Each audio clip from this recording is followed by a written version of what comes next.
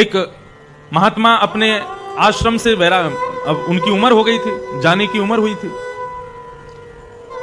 तो महात्मा ने घोषणा की कि भैया मैं अपने आश्रम का उत्तराधिकारी घोषित करना चाहता हूं।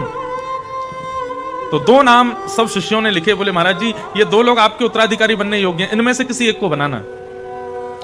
गुरुजी बोले किसको बनाऊं? तो गुरुजी ने दोनों की परीक्षा ली। गुरुजी ने एक एक मुट्ठी चावल चने दोनों को दे दिए और कहा कि 1 साल बाद जो ये चने मुझे लौटाएगा मैं उसको अपने गद्दी का उत्तराधिकारी बनाऊंगा।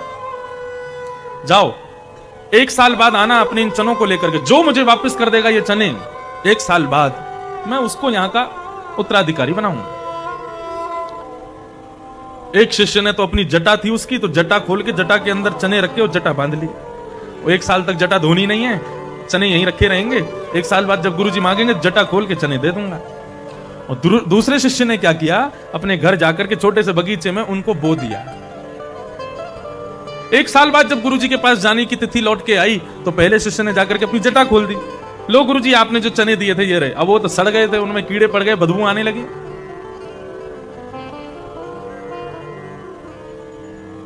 गुरुजी बोले निकल जा बाहर यहां से, पूरे आश्रम में गंदगी कर दी, बदबू कर दी। बोले गुरुजी आपने ही तो कहा था 1 साल बाद चने वापस करने हैं। बोले बाहर निकल यहां से, बदबू कर दी तूने।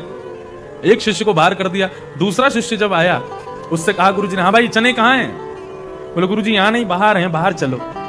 गुरुजी बाहर गए तो बैलगाड़ी में खूब सारे चने भर करके लाया। बोले गुरुजी आपने जो चने दिए थे ना मैंने उनको बो दिया और बो करके मैंने इतने सारे चने 1 साल में बना दिए, लीजिए आप स्वीकार करो। गुरुजी ने कहा तू ही मेरा उत्तराधिकारी बनेगा, तू योग्य।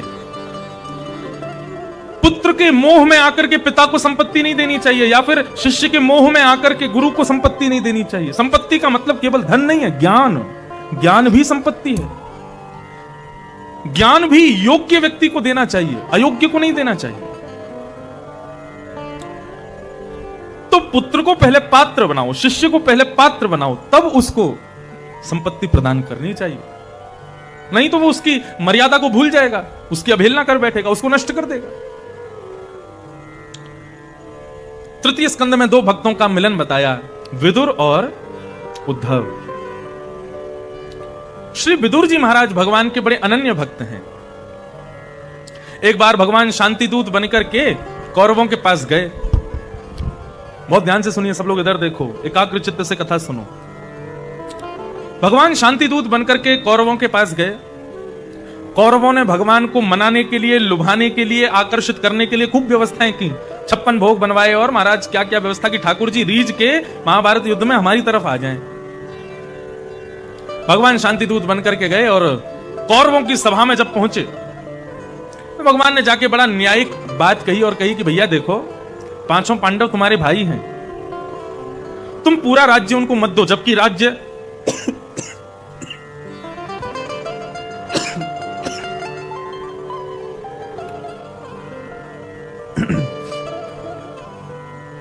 राज्य पांडु महाराज का है।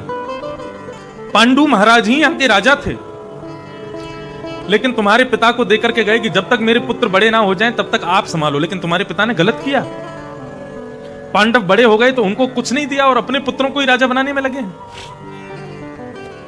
चलो जो कुछ भी हुआ, लेकिन अब न्याय होना चाहिए और न्याय यह है कि 5 पांडवों को 5 गांव दे दो।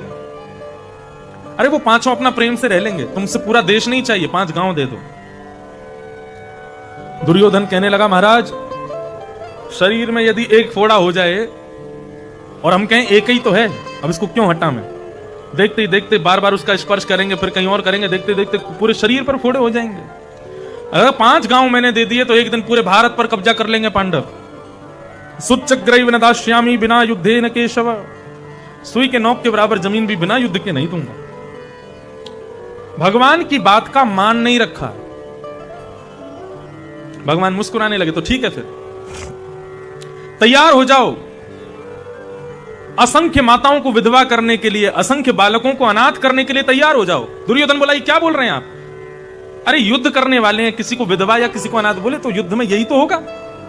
जितने लोग मारे जाएंगे उनकी पत्नियां विधवा होंगी, और जितने लोग मारे जाएंगे उनके बच्चे अनाथ होंगे, और तुमको यही करना है तो फिर यही करो, अब महाभारत युद्ध होगा। दुर्योधन बोला अच्छा ठीक है, तो फिर अब बात यही खत्म करते हैं, कुछ भोजन प्रसाद हो जाए, आ जाओ प्रसाद पालें। भगवान बोले नहीं, मैं प्रसाद नहीं पाऊंगा। क्यों नहीं पाएंगे? आप द्वारिका से आ रहे हैं, भूख लगी होगी। भगवान बोले नहीं, मेरी प्रसादी तो विदुर जी के यहाँ है। विदुर जी वहीं बैठे थे। विदुर जी बोले मेरे यहाँ प्रसादी कब है? कि मुझे बताया तो कुछ है नहीं इन्होंने। पहले से कहा तो था नहीं कि मेरे यहाँ भोजन करने आएंगे, और अब कह रहे हैं कि विदुर जी के यहाँ भोजन है। विदुर जी भगवान को देखने लगे, इशारा करने लगे, कब? मैंने कब बुलाया आपको? भगवान बोले हाँ, विदुर काका बहुत दिन से पीछे पड़े थे, मेरे यहाँ भोजन करने आओ, आज इन्हीं के यहाँ भोजन है। विदुर जी दबे पांव भागे वहां से, बोले कि घर पे कोई व्यवस्था नहीं है और ये भोजन करने आ रहे हैं। विदुरानी वहां पर अभी नहाने के लिए जा रही थी। विदुर जी महाराज बोले, अरे विदुरानी, आज ठाकुर जी ने कैसा मान रखा मेरा। भरी सभा में बोले कि विदुर जी के यहाँ भोजन करने जाऊंगा। बड़े बड़े राजा महाराजा वहां देखते रह गए, 56 भोग की सोने की थालियां लगी रह गई, लेकिन ठाकुर जी ने कुछ नहीं पाया। बोले कि मैं विदुर जी के यहाँ आऊंगा। अब देवी हमारे घर तो कुछ है नहीं, मैं बाजार जाके कुछ सामान ले आता हूं, तुम जल्दी से नहा धो के तैयार हो जाओ, ठाकुर जी आने वाले होंगे, ठाकुर जी आने वाले होंगे, जल्दी तैयार हो जा। अब तो विदुरानी घबराई। हम जिससे बहुत प्रेम करते हैं या जिसका बहुत आदर करते हैं, ऐसा व्यक्ति सामने आ जाए तो कई बार प्रेम की अवस्था ऐसी होती है, हम करते कुछ है, होता कुछ है, उठाते कुछ है, हाथ में आता कुछ और है। इतने आनंदित हो गई विदुरानी, नहाने के लिए गई तो जैसे ही स्नान करने लगी तभी दरवाजे पर खटखटाहट हुई, खोलो। और कौन थे? सामने द्वारिकाधीश खड़े। अब तो विदुरानी घबराई, बोले द्वारिकाधीश आ गए। जल्दी से वस्त्र आदि पहने और पहन करके जैसे मुख्य द्वार पर गई तो द्वार पर जाकर के देखा स्वर्ण मुकुट विराज रहा है, सुंदर सांवले सलोना मुखमंडल है, कानों में मकराकृत कुंडल पहने हैं, खूब सारी सेना पीछे खड़ी है और तेज आभा प्रभा के साथ द्वारिकाधीश उनके मुख्य द्वार पर खड़े। विदुरानी तो नाचने लगी वहीं पर, आज मेरे घर ठाकुर जी आए। अब देख रही है ठाकुर जी की ओर और घर में सब व्यवस्था कर रही है। भगवान बोले कुछ बैठने को नहीं दोगी काकी जी? विदुरानी ने इतने में पाटा लाई, पाटा भी उल्टा बिछा दिया, बोले बैठ जाओ प्रभु। भगवान ने देखा पाटा उल्टा है, ठाकुर जी भी उल्टे पाटे पे ही बैठ गए। काकी जल्दी लाओ, भूख लगी है, कुछ खिलाओ। अरे विदुर जी अभी लेने गए हैं सामग्री, आ रहे होंगे, अब तब तक क्या करूं? तो कदली फल केला मिल गए, केला लेकर के आई और छील छील करके बोली मैं अपने हाथ से पवाऊं। बोले हाँ पवाओ काकी, जल्दी पवाओ, भूख लगी है। केला छीलती जा रही है और केला दूर फेंकती जा रही है, छिलका ठाकुर जी के मुख में देती जा रही है, और भगवान भी प्रेम से मुख खोल के पाते जा रहे हैं। बंधुओं, शाम को रासलीला होती है यहाँ पे। कल मैं रासलीला जब देख रहा था तो ठाकुर जी जब प्रकट हुए ना, सच में मेरे मन की इच्छा हुई कि मैं जल्दी से अपने कमरे में, कुछ मिठाइयां आई हैं, लोग आते हैं मिलने तो कुछ लाते हैं, मैंने कहा मिठाई मंगवाऊं और पर्दा लगा के ठाकुर जी को अपने हाथ से पवाऊं। इतने प्यारे ठाकुर जी लग रहे थे। करके देखना, आज और कल 2 दिन और है रासलीला। जो ठाकुर जी यहाँ विराजते हैं, अपने हाथ से उनको प्रसाद घर से बना, अब सब लोग ले आओगे तो कहीं खाएंगे, लेकिन जिसका बहुत भाव हो अपने घर से कुछ बना के लाओ। यहाँ जो ठाकुर जी मुकुट पहन लेते हैं तो पूर्ण ठाकुर जी हैं वो, उनको ठाकुर जी समझ के प्रणाम करो, अपने हाथ से कुछ पवाओ। अब तो महाराज विदुरानी अपने हाथ से पवा रही थी, ठाकुर जी प्रेम से। इतने में ही विदुर जी आ गए। विदुर जी बोले अरे विदुरानी क्या कर रही हो? विदुरानी घबराई, क्या हो गया? अरे ठाकुर जी जैसे तैसे पहली बार घर आए और तुमने क्या किया? बोले मैंने क्या कर दिया? बोले उल्टे पाटे पर ठाकुर जी बैठे, फल खिला रही हो, छिलका खिला रही हो, फल दूर फेंक रही हो, ये सब क्या कर रही हो? ठाकुर जी बोले काकी जी तुम चिंता मत करो, गलती आपकी ना है, आप भी इतने भाव से मुंह को छिलका खिला रही हो, मुंह को छिलका भी मीठा ही लग रहे हो। या हमारी मैंने भी टोको ना, मैंने भी कछु कही ना। ऐसे प्रेम के प्रियतम हैं, ऐसे प्रेम के पुजारी हैं ठाकुर जी। दुर्योधन की मेवा त्यागी, साख विदुर घर खाई, सबसे ऊंची प्रेम सगाई, सबसे ऊंची प्रेम सगाई, सबसे ऊंची प्रेम सगाई। तो बंधुओं, विदुर जी महाराज ने ठाकुर जी को अपने यहां प्रसादी पवाई। विदुर जी बोले ठाकुर जी आपका अनादर करने वाला कोई भी क्यों ना हो, हम उसका त्याग कर देंगे। इन कौरवों ने आपकी बात का मान नहीं किया, मैं अब कौरवों के पक्ष में नहीं रहूंगा। विदुर जी गए और अपने धनुष बाण कौरवों के यहां छोड़ करके, पहले तो कहा कि आप दुर्योधन को या तो समझा दो, लेकिन धृतराष्ट्र का पुत्रों के प्रति जो प्रेम है उससे कैसे निकले? दुर्योधन को नहीं समझा सकते हैं, बल्कि दुर्योधन आकर के उल्टा सीधा बोलने लगा। विदुर जी महाराज ने धनुष बाण छोड़ दिए, बोले कि महाराज अब क्षमा करना, मैं जा रहा हूं, अब मैं आप लोगों की तरफ नहीं रहूंगा। दुर्योधन बोले वो तो हमें पता था अब तुम पांडवों की तरफ जाओगे। विदुर बोले आपका नमक खाया है, गद्दारी नहीं करूंगा, धनुष बाण छोड़ के जा रहा हूं, मैं युद्ध में ही नहीं रहूंगा। और श्री विदुर जी महाराज कौरवों के पक्ष को छोड़ करके अपनी पत्नी के साथ तीर्थ यात्रा पर चले गए। बंधुओं, रावण तब तक सुरक्षित था जब तक विभीषण थे उनके पास, और कौरव भी तब तक सुरक्षित थे जब तक विदुर जी थे उनके पास। एक परिवार, एक ग्रह, वो तब तक सुरक्षित है जब तक कोई भक्त वहां उनके पास है। एक भक्त के जीवन में होना बहुत जरूरी है।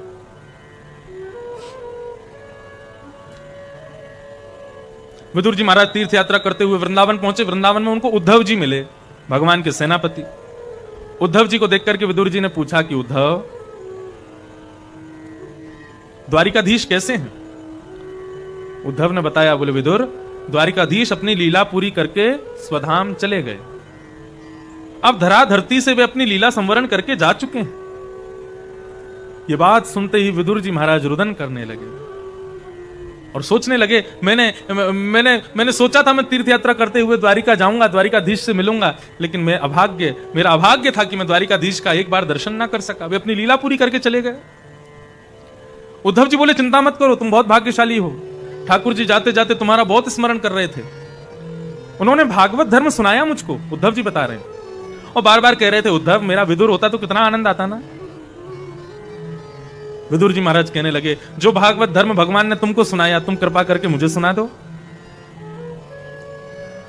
उद्धव जी बोले, मुझे तो बद्रीनाथ जाने की आज्ञा है, लेकिन वहां मैत्री मुनि विद्यमान थे। उनसे ठाकुर जी ने कहा कि विदुर तुम्हारे पास आएगा, मेरा विदुर आपसे मिलेगा। हे मैत्री मुनि, उसको ये उपदेश सुना देना जो मैं तुमको सुना रहा हूं। आप मैत्री मुनि के आश्रम जाओ। विदुर जी महाराज मैत्री मुनि के आश्रम पहुंचे और मैत्री मुनि के यहां जाकर के उन्होंने सृष्टि के बारे में पूछा कि भगवान इस सृष्टि को क्यों बनाते हैं, कैसे बनाते हैं, क्या भाव है, मुझे सब बताओ। और यहां से विदुर मैत्रेय संवाद प्रारंभ होता है। हे विदुर जी, मैं आपको पहले संहार बता देता हूं, तो आपको सृष्टि बनती कैसे अपने आप पता चल जाएगा। तो बंधुओं, प्रलय कैसे आता है वो भाव बताया गया, बहुत ध्यान से सुनना। बोले, जब प्रलय आने वाला होगा उस समय स्थिति कैसी होगी? बोले, आकाश में एक नहीं 12 सूर्य एक साथ प्रकट हो जाएंगे। अब ये ज्यों-ज्यों गर्मी बढ़ रही है ना, ये ज्यों-ज्यों इतनी ज्यादा गर्मी हो रही है, ये क्यों हो रही है? ये सूरज बढ़ रहे हैं ऊपर। पहले एक होते थे, अब कम से कम 2 तो होंगे, तभी इतनी गर्मी हो रही है। जिस समय इन सूर्य में 12 सूर्यों के समान तेज आ जाएगा, मतलब भयंकर गर्म, तो क्या होगा? पृथ्वी से जल तत्व खत्म हो जाएगा। हमारे भैया जी, समर्थ सदगुरु भैया जी महाराज, वो जब भी उनके पास बैठो वो यही तो कहते हैं, बोले कि मानव पछताएगा एक दिन। वो जिस जल के मूल्य को आज नहीं समझ रहा ना, हम लोग नहीं समझ रहे हैं, लेकिन हां, मेरी उम्र के बालक जो भी यहां हैं या जो सुन रहे हैं लाइव, हम लोगों का बुढ़ापा बहुत भयंकर जाने वाला है। हम लोगों का, जो वयोवृद्ध यहां बैठे हैं वे तो फिर भी बहुत कुछ सही देख करके जा रहे हैं, लेकिन आगामी 20-30 साल में बहुत बुरी स्थिति होने वाली। मतलब हम लोगों का, हम युवाओं का बुढ़ापा बहुत बुरा होगा। और जो बालक अभी जन्मे ही हैं उनके बुढ़ापे पे तो पूछो ही मत क्या होगा। प्रकृति नष्ट हो रही है। भगवान श्री कृष्ण का संपूर्ण जीवन प्रकृति संरक्षण के लिए है। मानव पहाड़ों की रक्षा करे, इसलिए गोवर्धन को अपना रूप बता दिया। नदियों की रक्षा करे, इसलिए कालियानाग को भगा दिया। वृक्षों की, लता गुल्मों की रक्षा करे, इसलिए अपने प्रसाद में आज भी ठाकुर जी भोग तब तक नहीं लगाते जब तक तुलसी नहीं डालोगे। बिना प्रकृति के, और मिट्टी की रक्षा हो, भूमि की रक्षा हो, माटी खाली। संपूर्ण कृष्ण लीला इस प्रकृति के संरक्षण के लिए ही है। हम मानव ठाकुर जी की सेवा तो करते हैं। मैं तो अपनी कथा में पता क्या कहता हूं? मैं कहता हूं, वृंदावन आ रहे हो और आप लोग चाहते हो कि सदा सर्वदा के लिए हम वृंदावन से जुड़ जाएं, वृंदावन से हमारा नाता हो जाए, वृंदावन से हमारी प्रीति हो जाए। मेरा कहा एक काम करना, वृंदावन आइए, बिहारी जी दर्शन करने जाओ, राधा वल्लभ जी जाओ, राधा रमन जी जाओ। किसी समय में तो 5000 मंदिर वृंदावन में होते थे। आजकल 5000 कम गिनती है, वृंदावन में कम से कम 10,000 मंदिर होंगे।